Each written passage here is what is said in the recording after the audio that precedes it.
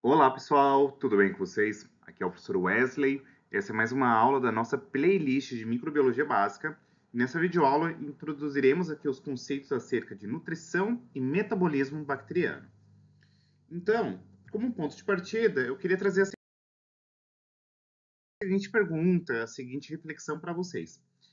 Como é possível cultivar micro-organismos em um laboratório? Isto é, como que a gente consegue fazer com que um determinado fungo ou uma bactéria cresça em condições laboratoriais? Quais são os elementos que são importantes da gente sempre se atentar, sempre pensar, para que seja possível viabilizar o crescimento desse microorganismo?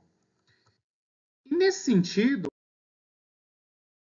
a ideia central é que vocês entendam de antemão que quando se fala de um microorganismo, ele é constituído por uma diversidade de várias substâncias químicas, a quais nós denominaremos aqui como nutrientes, e por sua vez, a gente precisa entender que esses nutrientes, eles precisam estar obrigatoriamente presentes em quantidades necessárias no que a gente denomina como meio de cultura, que é o que a gente vai discutir na próxima aula.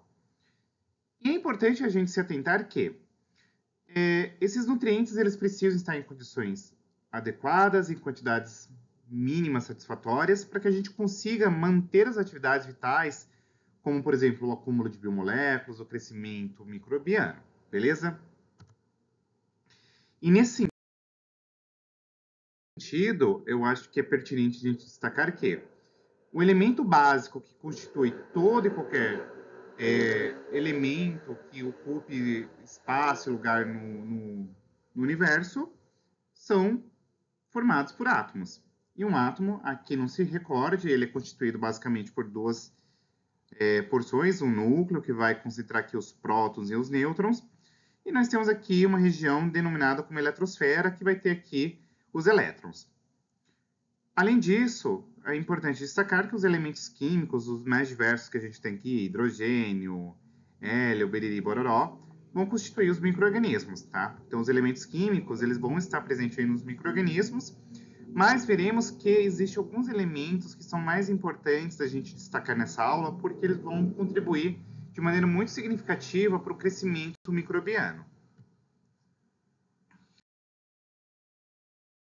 Então, quando a gente observa uma célula bacteriana, por exemplo, nós veremos que existem aí alguns elementos que são essenciais para o crescimento de todos esses micro-organismos. Alguns são importantes, por exemplo, como cátions e ânions. Então, são aqueles elementos que podem adquirir carga elétrica positiva, no caso dos cátions, ou carga elétrica negativa, no caso dos ânions. Nós temos elementos aqui que são os metais traços, que são essenciais em alguns micro-organismos. Nós temos alguns elementos, como, por exemplo, o boro, o silício, que são aí utilizados em algumas funções especiais. Nós temos alguns elementos não essenciais, mas são metabolizados, como, por exemplo, alumínio, por exemplo, o ídio, o lítio, o berílio, tá? Temos outros que são não essenciais, por sua vez não são metabolizados, e a gente vai discutir. Mas quando a gente observa essa célula aqui, nós veremos que majoritariamente boa parte do conteúdo é constituído por átomos de carbono. E aí, que não se recorde, o átomo de carbono ele tem a capacidade de estabelecer 4 ligações químicas, então ele é tetravalente, então ele consegue fazer cadeias carbônicas. Seguida aí do oxigênio, nitrogênio, hidrogênio, fósforo, enxofre, selênio. Então, a ideia central é que nós temos aqui uma diversidade de vários elementos químicos, e esses elementos químicos são essenciais porque, como eu comentei, eles são importantes para o crescimento, para a manutenção das atividades metabólicas. E é importante destacar que esses nutrientes eles são variáveis a depender do microorganismo que a gente esteja discutindo, tá? Nem todos os nutrientes são exigidos na mesma quantidade, ou seja, haverá alguns nutrientes que eles são mais importantes, então eles vão requerer uma maior quantidade, outros não necessariamente precisam ter aí uma grande composição, uma grande contribuição.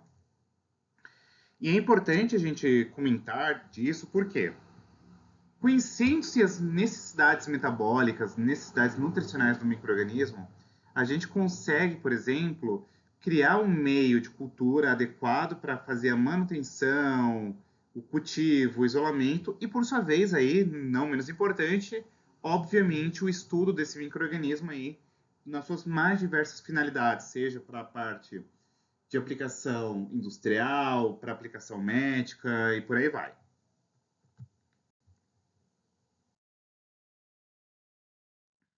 E aí, nesse sentido, a ideia central é que esses elementos químicos, essas substâncias, nutrientes, da forma a qual vocês queiram chamá-los, estão diretamente atrelados ao metabolismo. Aqui não se recorde, o metabolismo é o conjunto, a somatória de todas as reações químicas que acontecem dentro de um organismo. E, por sua vez, as reações metabólicas elas podem ser subdivididas como reações anabólicas, ou seja, é um conjunto, uma somatória de vários processos biosintéticos que vão requerer a energia para formar componentes celulares a partir de unidades menores, ou seja, nós pegamos pequenos nutrientes, pequenas substâncias e as transformamos em maiores. Perdão. Por sua vez, as vias catabólicas, elas compreendem um conjunto de várias reações químicas de degradação, ou seja, elas vão pegar moléculas muito grandes e vão quebrar de maneira qual, nesse processo de quebra, a liberação de energia para que o organismo aí consiga executar suas funções vitais. Então, a ideia central das reações anabólicas e catabólicas conjuntamente é que nas reações anabólicas, nós temos aqui moléculas precursoras, como os aminoácidos, açúcares, ácidos graxos, bases nitrogenadas, que vão formar aqui moléculas maiores, como as proteínas, os polissacarídeos, os lipídios e os ácidos nucleicos. É importante destacar que nas reações anabólicas, nós precisamos aqui da presença de ATP e de bastante poder redutor, então NADH, NADPH, FADH2. Em contrapartida, nas reações catabólicas, o que se tem é que você tem que conteúdo energético nessas macromoléculas, como carboidratos, gorduras, proteínas, que vão aí gerar produtos finais sem energia, como dióxido de carbono, água, amônia, etc. Por sua vez, é importante destacar que, nesse processo de quebra de nutrientes, nós temos aqui a formação de moléculas de ATP, moléculas reduzidas como NADH, NADPH, FADH2, que serão aí utilizadas para fazer as mais diversas funções. Então, isso daqui é o que a gente denomina como metabolismo. É um conjunto de reações de síntese e degradação, beleza? Nesse sentido, os nutrientes eles são classificados de acordo com a sua concentração e importância aí para as células. Nós temos aqui os macronutrientes, ou seja, são elementos que eles são necessários em grandes quantidades, então estão associados aqui com a síntese de polímeros como os carboidratos, lipídios, ácidos nucleicos e proteínas, destacando que lipídios não seriam o caso de um polímero, tá? Porque polímero é formado por unidades menores iguais repetidas. Lipídios foge essa regra, mas a gente pode entender que é uma macromolécula, tá bom? Os micronutrientes são aqueles que são requeridos em quantidades mínimas. Normalmente, a gente está conversando aqui, comentando acerca de íons metálicos, então cátions e ânions. E os fatores de crescimento, que essencialmente são compostos orgânicos, que eles são requeridos em pequenas quantidades, em momentos adequados, momentos bastante específicos, tá? Um detalhe é que esses fatores de crescimento são elementos que o microorganismo não é capaz de sintetizar. Então, aqui nós temos um quadro sumário que apresenta a contribuição aqui dos elementos químicos no peso seco das células, né? Então, aqui carbono, majoritariamente, é o que constitui boa parte do peso seco de uma célula, está aqui associado com a constituição de todos os elementos orgânicos, oxigênio também, constituinte de água e componentes orgânicos, nitrogênio presente aqui nas proteínas, ácidos nucleicos, coenzimas. A gente pode pensar também em alguns casos de polissacarídeos presentes também. Hidrogênio está na água, componentes orgânicos, fósforo, ácidos nucleicos, fosfolipídios, coenzimas, enxofre, aminoácidos e coenzimas e por aí vai. Eu não vou entrar muito no mérito, mas esse quadro aqui ele sintetiza muito bem a contribuição desses elementos aí para funções que são desempenhadas dentro de uma célula, tá bom? Nós temos aqui os micronutrientes, que são aqueles que são requeridos em menores quantidades, né? Então temos aqui o boro, o cobalto, cobre, ferro, magnésio, monobilênio, níquel e por aí vai. O que é importante destacar é que boa parte desses elementos aqui, eles estão atrelados com regulação de atividades metabólicas. Então nós veremos, por exemplo, que boa parte desses íons metálicos, eles correlacionam-se diretamente com precursão de processos metabólicos, como respiração, precursores de vitaminas e por aí vai, tá bom?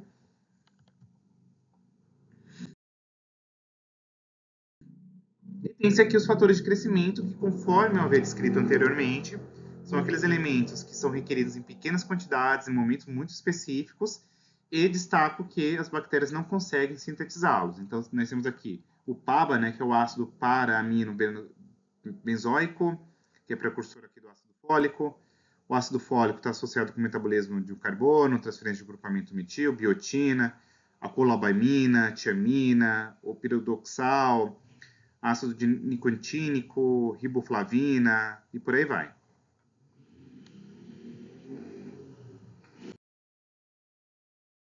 Vamos lá. Dentre os macronutrientes, obviamente, aquele que eu acho que é muito importante é o carbono. Ele está associado aqui com componentes inorgânicos, como o dióxido de carbono.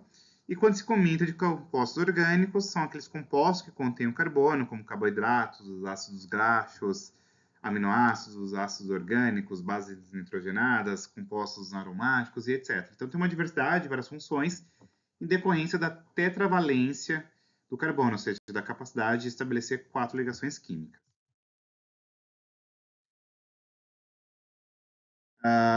Um aspecto muito importante é que algumas fontes de carbono, elas necessariamente precisam ser hidrolisadas, isto é, precisam ser quebradas na presença de água, tá? Então, existe aqui a presença de enzimas extracelulares, então, por exemplo, a endoglucase, por exemplo, é uma enzima que vai quebrar aqui as cadeias de celulose, tá? Nós temos aqui o oxigênio, ele também faz composição de boa parte das moléculas orgânicas, pode ser obtida através do dióxido de carbono e da água. E um detalhe muito importante sobre o oxigênio é que ele está atrelado com um aceptor final de elétrons aí das células, ou seja, quando se pensa na respiração aeróbia, perdão, faltou um S aqui, o que se pensa é que ao término do processo, lá na cadeia transportadora de elétrons, é justamente o oxigênio que vai carrear, vai pegar os elétrons, tá bom?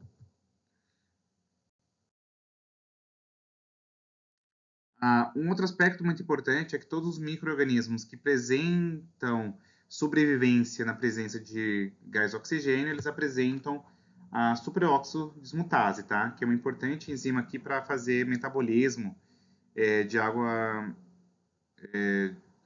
metabolismo aqui, ó, com peroxidase, catalase, para não ter efeitos aí, como que eu poderia dizer, prejudiciais a esse micro-organismo, tá? A maioria possui a catalase, com exceção aqui das bactérias lácticas aerotolerantes, tá? Que possuem aí peroxidase.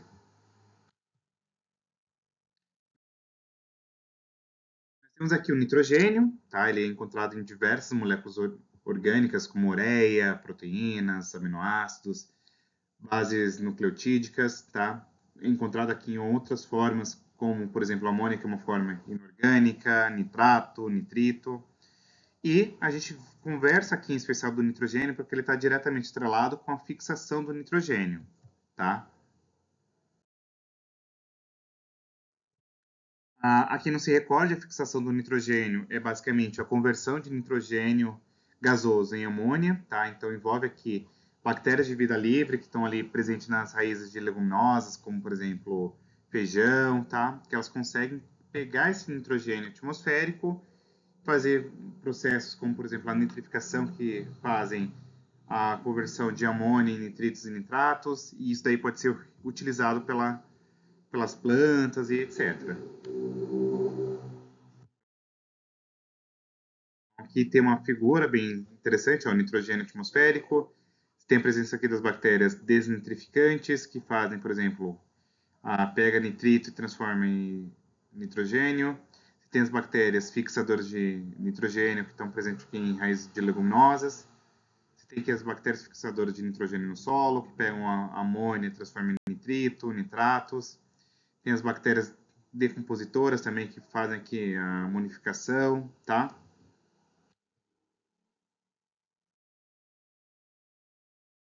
Tem aqui, ó, o Rhizobium, que é um exemplo clássico de processo de fixação de nitrogênio. Nós temos aqui ainda o fósforo. O fósforo ele é muito importante, por exemplo, para a constituição de ácidos nucleicos, fosfolipídios, lipopolissacarídeos, a molécula de ATP. Tem o enxofre também, que ele é obtido aqui a partir do sulfato inorgânico. Ele é importante na constituição de proteínas, enzimas, tá? E eles também podem estar atrelados aqui com uma acepção final de elétrons aí na respiração. Tem o potássio também, que ele é importante para funcionar como cofator de várias enzimas, é importante para a formação de ribossomos. O magnésio, que interage com cargas negativas da membrana celulares, atuam como cofatores em enzimas. Tem um cálcio que está aqui no auxílio de estabilização de parede celular, atua como cofator de enzimas. O sódio, que está associado aqui com muitas atividades essenciais da célula e também com atividades de enzimas. Tem o ferro aqui, que também é importante para vários processos aqui em micro-organismos. Então, por exemplo, em ambientes aeróbios com pH neutro é encontrado sobre a forma férrica, tá? Em ambientes anaeróbios, ou seja, com ausência de oxigênio, perdão, está na forma reduzida. E ele tem uma importância no processo de respiração solar, ou seja, a molécula de ferro, o átomo de ferro, perdão, o elemento, ele está associado aqui com o citocromo, tá? E as proteínas ferro e enxofre, que são transportadoras de elétrons aí na cadeia respiratória. Atua também como cofator enzimático, é importante para o crescimento de bactérias patogênicas, além de cianobactérias.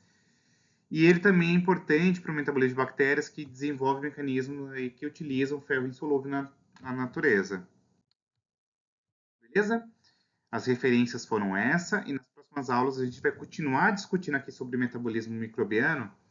Essa aula, embora ela tenha sido um pouquinho, só jogar as informações,